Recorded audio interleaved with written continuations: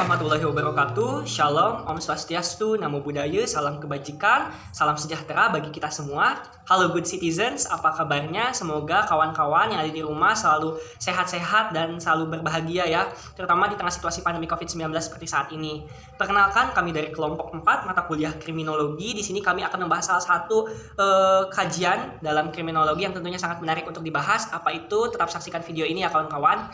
Nah, pertama saya akan menjelaskan tentang kejahatan. Berbicara tentang kriminologi, maka tidak terlepas dari konsep kejahatan. Kejahatan ini mungkin merupakan istilah yang kerap kita temui di dalam kehidupan kita sehari-hari, entah melalui internet, berita di televisi, surat kabar, dan media lainnya.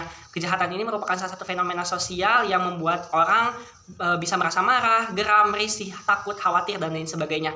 Mengapa demikian? Karena kejahatan ini memang memberikan kerugian dan ketidakteraturan di dalam kehidupan masyarakat, serta dia merupakan tindakan yang melanggar atau menabrak norma-norma yang disepakati. Lalu apa sebenarnya kejahatan itu? Kejahatan ini berkaitan dengan suatu perbuatan yang dinilai oleh masyarakat sebagai suatu perbuatan yang antisosial, suatu perkosaan terhadap perasaan hukum yang hidup di dalam suatu masyarakat sesuai dengan ruang dan waktu. Nah, kejahatan juga bisa didefinisikan sebagai sebuah tindakan atau perbuatan yang menimbulkan konsekuensi hukum berupa penjatuhan hukuman atau sanksi bagi siapa saja yang melakukannya. Kita juga bisa mengatakan bahwa kejahatan merupakan sebuah tindakan atau suatu tindakan yang dilakukan oleh seseorang maupun sekelompok orang yang menyebabkan kerugian bertentangan dengan norma dan hukum yang berlaku, serta memperoleh reaksi dari masyarakat, bisa berupa penolakan, pengecaman, dan lain sebagainya. Nah, jadi kejahatan ini memang merupakan sebuah hal yang bertentangan dengan konsensus masyarakat.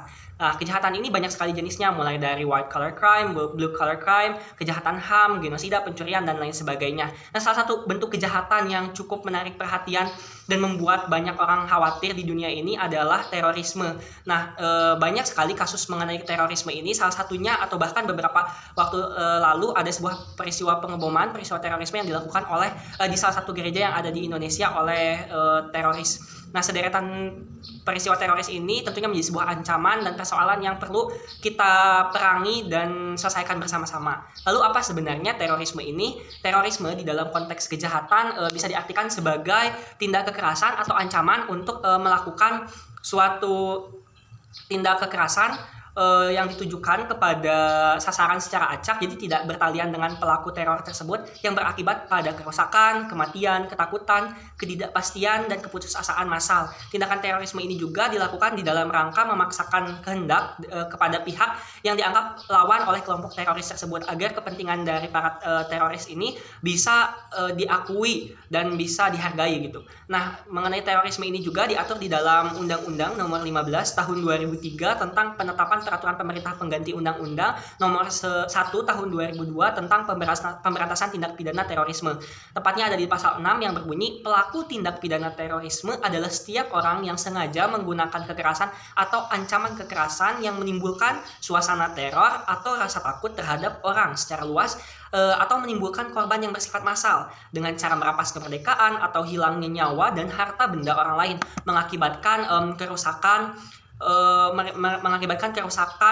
dan kehancuran terhadap objek-objek vital yang strategis atau lingkungan hidup atau fasilitas publik atau fasilitas internasional. Nah, jadi terorisme ini memang merupakan sebuah kejahatan yang cukup menarik banyak perhatian orang.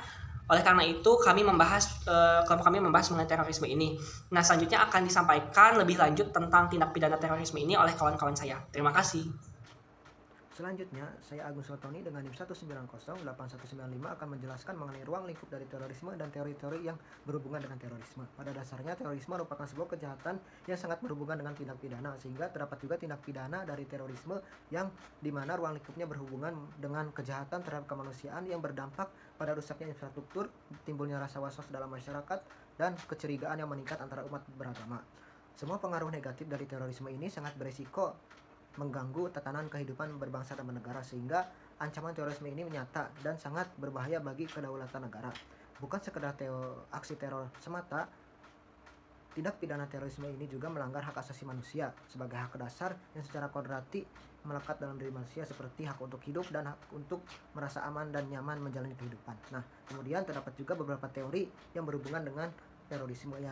Nah, di era modern ini, ideologi terorisme menurut Harun Yahya pada umumnya dinisbatkan kepada teori evolusi Darwin, di mana menurut teori evolusi Darwin ini, kehidupan akan selalu diwarnai dengan persaingan dan konflik. Karenanya, orang-orang yang memiliki kekuatan akan bertahan dan mendominasi. Sedangkan orang-orang yang lemah akan tereliminasi dan disepelekan, yang dimana ide ini menegaskan bahwa agar masyarakat tumbuh menjadi kuat, maka pertarungan dan pertumpahan darah adalah sebuah keharusan. Kemudian terdapat juga teori sosiopsikologis narsisistik yang mengatakan bahwa teori ini sangat berkaitan dengan pola serta karakteristik dari pelaku teror itu sendiri dalam menjalani sebuah aksinya. Kemudian berkaitan pula terhadap kepribadian perilaku serta cara berpikir para teroris terhadap lingkungan sosial. Nah, narsisistik juga merupakan sebuah perasaan yang timbul dari diri seseorang yang menganggap bahwa dirinya yang paling benar di antara orang lain. Kemudian seseorang yang mengedepankan narsisistik ini boleh melakukan hal apa saja sesuai dengan apa yang dianggap benar, sekalipun itu merugikan bahkan melanggar hak serta perasaan orang lain. Seperti halnya terorisme juga, seseorang itu merupakan orang-orang yang benar tetapi melakukan kesalahan yang dianggap benar. Kemudian terdapat juga teori dari strukturasi Gidan. Nah, teori ini sebagai pijakan teoritis yang disebabkan karena partisipasi masyarakat dalam mendukung eksistensi gerakan terorisme yang merupakan proses ketika warga sebagai individu maupun kelompok dan organisasi ikut serta mengambil peran dan turut memengaruhi proses perencanaan, pelaksanaan, dan pemanfaatan hasil aksi-aksi terorisme. Namun perlu diperhatikan juga bahwa keterlibatan setiap individu dalam aksi-aksi terorisme ini tidak berada dalam ruang kosong, terjadi dengan sendirinya atau terbentuk karena satu faktor saja. Keikutsertaan dalam aksi terorisme ini merupakan bentuk pertemuan dari dorongan internal seperti kesadaran, keyakinan, persepsi, dan pemaknaan. Kemudian ada juga faktor eksternal yang dimana dari dogma organisasi, dari nilai, kemudian kultur, dan juga pengaruh media sosial. Kemudian terdapat juga teori konflik Dahrendorf yang menyatakan bahwa konflik kepentingan dalam asosiasi selalu ada sepanjang waktu antara pihak subordinat dan superordinat. Nah, kepentingan keduanya adalah objektif dalam arti bahwa kepentingan itu tercermin dari harapan yang dilekatkan pada posisi setelah kelompok konflik muncul. Nah, kelompok tersebut akan melakukan tindakan yang menyebabkan perubahan dalam struktur sosial apabila konflik itu hebat. Perubahan yang terjadi adalah radikal, dan jika konflik disertai tindakan kekerasan akan terjadi perubahan struktur secara tiba-tiba. Nah, perubahan secara radikal ini sangat berhubungan dengan terorisme yang dimana ini merupakan ancaman yang radikal bagi sebuah negara. Assalamualaikum warahmatullahi wabarakatuh. Saya Sarah Robilatul Aulia, NIM 1900828 akan menjelaskan mengenai kasus posisi yang diangkat oleh kelompok. Kelompok menambahkan kasus mengenai pengeboman gereja katedral Makassar yang merupakan bagian dari kasus terorisme di masa pandemi COVID-19. Kronologinya dilansir dari kompas.com 2021, pada hari Minggu tanggal 28 Maret 2021 terjadi peristiwa pengeboman di depan gereja katedral Makassar. Ledakan di gereja tersebut terjadi pada pukul 10:28 WITA. Menurut keterangan dari Pastor Wilhelm Postula yang berasal dari gereja, diketahui bahwa ledakan terjadi sesaat setelah ibadah misa kedua digelar. Pelaku pengeboman yang berjumlah 2 orang datang mendekat ke pintu masuk gereja dengan menaiki sepeda motor. Ledakan yang cukup besar pun terekam oleh kamera CCTV yang ada di sekitar lokasi. Akibat kejadian itu, 2 orang yang diduga pelaku dilaporkan tewas serta 20 orang terdiri dari warga, petugas keamanan gereja, dan jemaat mengalami luka akibat ledakan. Penyebab dari kasus terorisme ini ialah berasal dari motif balas dendam. Dilansir dari kompas.com 2021, Wawan Hari Purwanto selaku Deputi 7 Badan Intelijen Negara atau BIN mengemukakan bahwa salah satu motif teror bom bunuh diri di depan gereja katedral Makassar pada Minggu tanggal 28 Maret 2021 ialah balas dendam. Hal ini dikuatkan oleh peristiwa terbunuhnya mentor pelaku dari kelompok Jamaah Ansarud Daulat atau JAD beberapa waktu lalu oleh aparat. Pelaku bom bunuh diri berinisial L dan YSF disebut memiliki mentor bernama Rizaldi yang telah tewas terbunuh. Selain itu, ada pula motif lainnya, yakni terkait dengan adanya seruan dari ISIS untuk melakukan aksi penyerangan di negara masing-masing.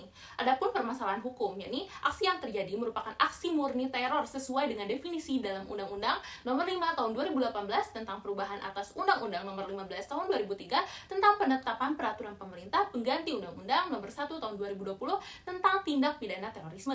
Hukuman bagi para pelaku tindakan aksi terorisme diatur dalam pasal 4 Undang-Undang tersebut yang berbunyi, setiap orang yang dengan sengaja menggunakan kekerasan atau ancaman kekerasan yang menimbulkan suasana teror atau rasa takut terhadap orang secara meluas, menimbulkan korban yang bersifat massal dengan cara merampas kemerdekaan atau hilangnya hilangnya nyawa dan harta benda orang lain, atau mengakibatkan kerusakan atau kehancuran terhadap objek vital yang strategis, lingkungan hidup, atau fasilitas publik, atau fasilitas internasional dipidana dengan pidana penjara paling singkat 5 tahun dan paling lama 20 tahun, pidana penjara seumur hidup, atau pidana mati.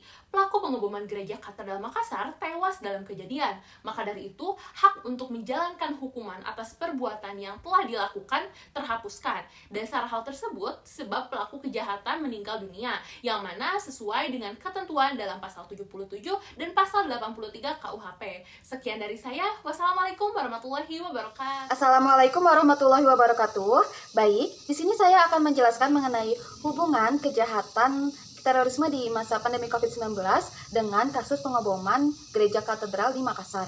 Tentunya hubungan ini dapat dilihat bahwa kasus pengeboman di gereja katedral ini terjadi di masa COVID-19 dan juga terdapat penilaian dari Satgas COVID-19 bahwa terorisme yang terjadi di gereja katedral ini bertentangan dengan nilai kemanusiaan dan juga bertentangan juga dengan hak asasi manusia yang dimana melanggar hak untuk hidup dan juga melanggar hak untuk merasa aman dan nyaman. Seperti itu yang dimana hak-hak tersebut harus dijunjung penuh di masa COVID-19. Selanjutnya saya akan menjelaskan mengenai hubungan kasus pengeboman gereja katedral di Makassar dengan beberapa teori kriminologi. Nah, menurut analisis kelompok kami, terdapat 3 teori kriminologi yang berhubungan dengan kasus ini. Yang pertama, teori label, yang kedua teori anomi, dan yang ketiga teori differential association. Nah, yang pertama dulu ya, kenapa berhubungan dengan teori label? Karena pada dasarnya kan teori label ini menurut Howard and Edwin, seorang pelaku kejahatan itu udah kelihatan beberapa perbuatan kejahatannya, gerak-geriknya seperti itu. Nah, hal ini juga sama gitu dengan pelaku kasus pengeboman di gereja katedral yang dimana gerak-geriknya pas mau masuk gereja katedral kemudian dicegat oleh satpam yang ada di sana. Jadi udah kelihatan, udah mencurigakan bahwa pelaku tersebut akan melakukan niat jahat di gereja katedral. Nah, selanjutnya, kasus pengeboman di gereja katedral ini berkaitan juga dengan teori anomi. Mengapa berkaitan? Tapi sebelumnya saya akan menjelaskan terlebih dahulu pengertian kejahatan menurut Sue Titus Reid. Nah, kejahatan adalah suatu perbuatan yang disengaja maupun kelalaian yang melanggar hukum pidana. Itu menurut Sue Titus Reid.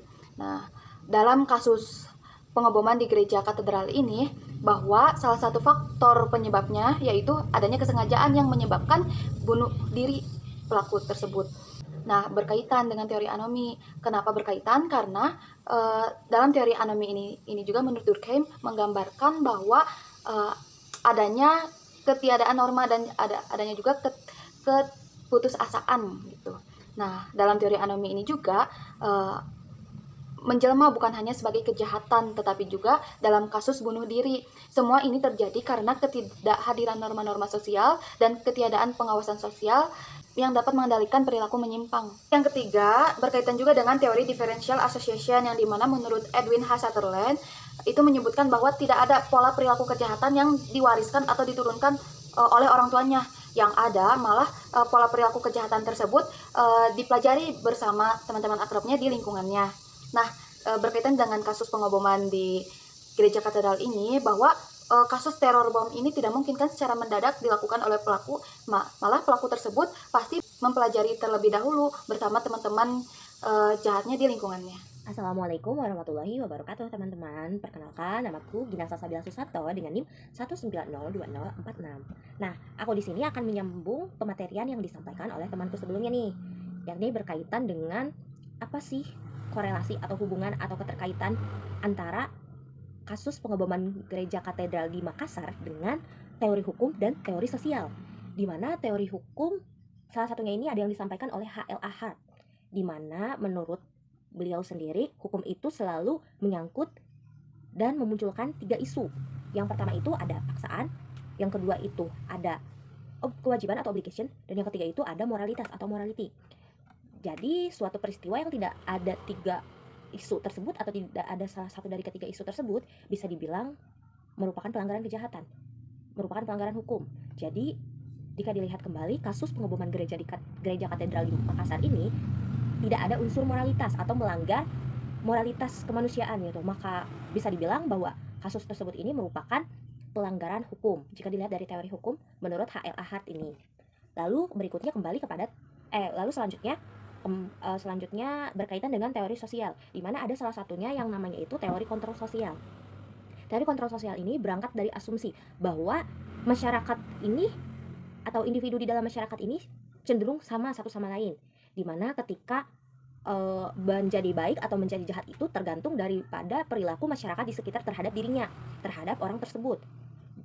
Jika dikaitkan dengan kasus pengeboman gereja katedral di Makassar ini, teman-teman, bisa dibilang motifnya itu bisa jadi ada rasa pembalasan dendam atau pembalasan dendam tetapi dilampiaskan kepada orang lain. Jadi bisa saja si pelaku itu sebenarnya hanya membalas perilaku kejahatan atas apa yang ia terima daripada masyarakat sekitarnya, atau bisa jadi dari masyarakat sekitar dilampiaskan kepada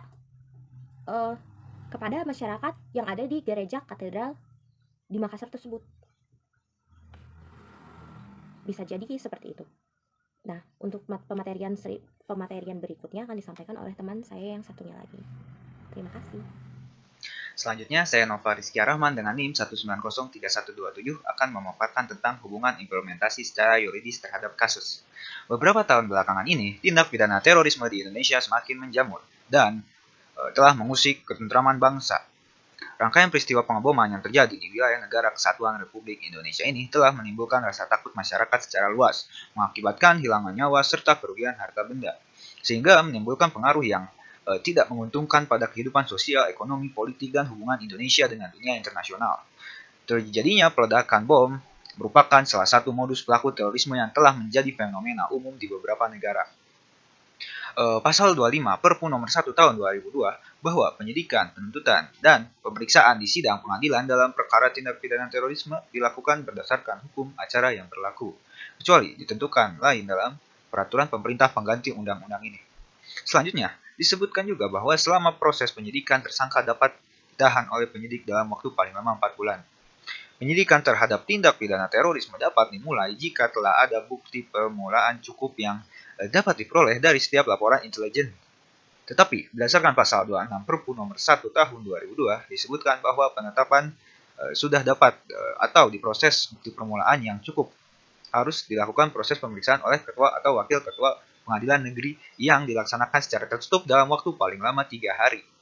Sedangkan dalam pasal 28 Perpu nomor 1 tahun 2002 disebutkan bahwa penyidik dapat melakukan penangkapan terhadap setiap orang yang diduga keras melakukan tindak pidana terorisme berdasarkan bukti permulaan yang cukup dalam waktu paling lama 7 kali 24 jam. Sekian pemaparan dari saya. Terima kasih. Wassalamualaikum warahmatullahi wabarakatuh. Assalamualaikum warahmatullahi wabarakatuh. Saya Yesi Sofina Amarsya dengan NIM 1908581. Di sini saya akan membahas mengenai hubungan dampak dan penanggulangan kasus pengeboman gereja katedral yang terjadi di Makassar. Salah satu dampak karena adanya kasus pengeboman yang terjadi di gereja katedral Makassar yang dilakukan oleh teroris memberikan dampak buruk, sehingga psikis masyarakat yang menyaksikan atau menjadi korban pada kasus tersebut seperti dampak psikologi yang mereka alami berupa sikap tidak percaya kepada sistem di masyarakat, sikap tidak percaya bahwa negara dapat melindungi mereka, depresi, sikap yang apatis, dan adanya keterpurukan mental akibat trauma baik kepada terorisme maupun kejadiannya. Oleh karena itu, dalam penanggulangannya, diperlukan adanya pemulihan psikologi korban yang dilakukan tidak hanya oleh pemerintah saja, tetapi dengan keterlibatan banyak pihak. Terorisme merupakan kejahatan terhadap kemanusiaan yang tidak ada kaitannya dengan ajaran agama apapun. Semua ajaran agama menolak terorisme, apapun alasannya. Dengan demikian, dalam menanggulangi hal tersebut, pemerintah yang diinstruksikan oleh Presiden Indonesia yaitu Joko Widodo untuk melakukan pembongkaran pelaku dan jaringan terorisme sampai ke akarnya yang ditujukan kepada Kapolri. Sehingga kondisi psikososial masyarakat sekitar akibat peristiwa tersebut juga mempengaruhi kehidupan sosial mereka, di mana saat ini mereka lebih berhati-hati karena berinteraksi dengan orang lain yang mereka temui dimanapun termasuk di wilayah Gereja Katedral Makassar. Sehingga Presiden mengajak semua anggota masyarakat untuk bersama-sama memerangi terorisme, memerangi radikalisme yang bertentangan dengan nilai-nilai agama, nilai-nilai luhur kita sebagai bangsa yang menjunjung tinggi nilai-nilai keutuhan dan kebinekaan. Selain itu, aksi pengeboman yang terjadi di Gereja Katedral Makassar yang dilakukan oleh oknum teroris menyebabkan terjadinya kerusakan pada lingkungan sekitar. Hal itu terlihat dari dampak yang ditimbulkan seperti kerusakan pintu gerbang gereja dan kendaraan-kendaraan di sekitarnya, serta pecahnya kaca hotel di sekitar gereja. Nah, mungkin itu dari saya. Mohon maaf apabila ada kesalahan. Terima kasih. Wassalamualaikum warahmatullahi wabarakatuh.